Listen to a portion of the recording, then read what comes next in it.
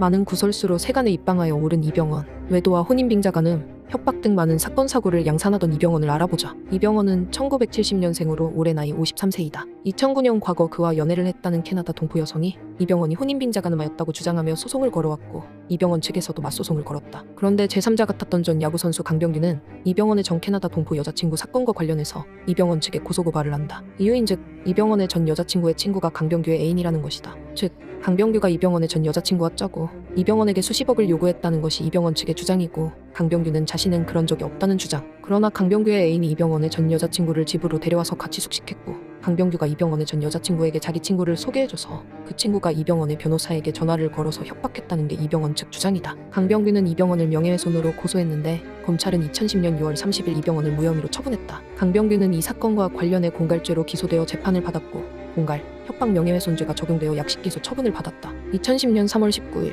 드라마 아이리스 촬영 도중 이병헌에 관한 소문이 퍼지자 드라마 제작사에서 이병헌의 전 여자친구의 배우를 강병규로 지목했다. 강병규는 항의차 촬영장을 방문했고, 아이리스 제작사인 정태원 사장 측과 강병규 측의 폭력 사건이 벌어졌다. 이와 관련해 배우 김승우의 법정 증언 기사가 나왔는데, 그 내용은 아이리스 제작자인 정태원 대표와 그의 측근들이 강병규를 집단 린치했으며 실제로 강병규는 억울한 피해자라고 증언했다는 식의 내용이다. 말하자면 김승우가 강병규의 무고함을 풀어준 것처럼 기사가 나왔고, 그로 인해서 강병규에 대한 여론이 좀 개선되었으며 그가 가엾다는 댓글들까지 올라왔다. 어쨌거나 최종 결과는 강병규와 그 당시 강병규가 연락했던 지인들도 싸움한 걸로 혐의가 구성되어 정 대표의 측근들과 강병규의 측근들 모두 쌍방폭행으로 재판을 받았다. 김승우가 정 대표 쪽의 야구방망이 폭행에 대해 증언했지만 강병규 측의 폭행에 대해서도 증언해서 강병규가 격분했다고 한다. 그 뒤로도 강병규는 트위터상에서 수시로 이병헌을 공격했다. 주로 여자 관련 루머로 이변태라고 욕을 하는 식이다. 그러다가 이병헌에게 명예훼손으로 고소를 당하고 벌금형을 받은 뒤로 트위터를 사용하지 않았다. 결국 둘 다 사이좋게 이미지가 왕창 깎여나갔다.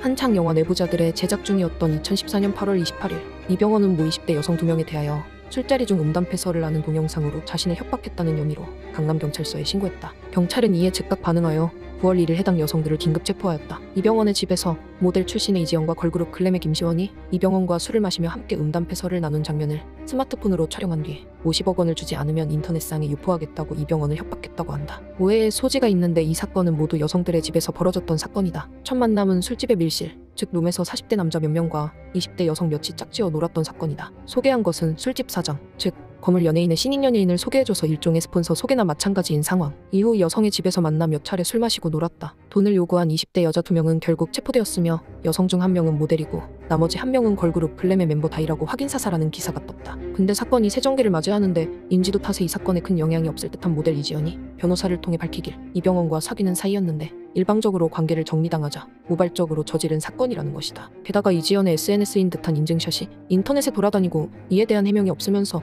이병헌에 대한 이미지가 악화되었다. 강병규는 SNS에 이에 대해 글을 남기고 이병헌에게 이산타라는 별명도 만들어주었다. 이병헌 측 주장을 들어보면 아파트를 사주고 요구하다가 거절하니 협박을 시작했다고 한다. 물론 당사자만 알겠지만 11월 24일 이병헌은 자신을 협박한 혐의로 기소된 이지연과 다이의 2차 공판의 증인으로 출석했다. 여기서 이지연 측이 서로 교제하는 사이였다며 증거로 카카오톡 메시지를 제시하자 이병헌은 농담이었다. 기억이 나지 않는다라며 부인했다. 2015년 1월 15일 선고 공판에서 다이는 1년, 이지연은 1년 2개월의 실형을 선고받았다. 이 선고 공판일의 글램은 끝내 해체하게 되었다. 2018년 산체스와 마이크로다 부모 사기 사건 이후 유명 연예인들의 일가족의 채무가 이슈화됐는데 이 와중에 이병헌은 부친의 빚을 청산했다는 것이 밝혀졌다. 당시 이병헌 부친의 사업은 1997년 IMF 외환 위기와 맞물리면서 실패로 돌아갔고 결국 사업 실패로 충격을 받아 쓰러져 일주일 만에 세상을 떠났다. 이후 자식인 그에게 10억 가까운 부친의 빚만 남겨줬는데 그냥 부친의 재산 상속을 포기하면 빚을 갚지 않아도 됐었으나 세상을 떠난 아버지의 명예와 아버지를 믿고 돈을 빌려준 사람들에게 도의를 지키기 위해 빚을 떠안았다고 한다.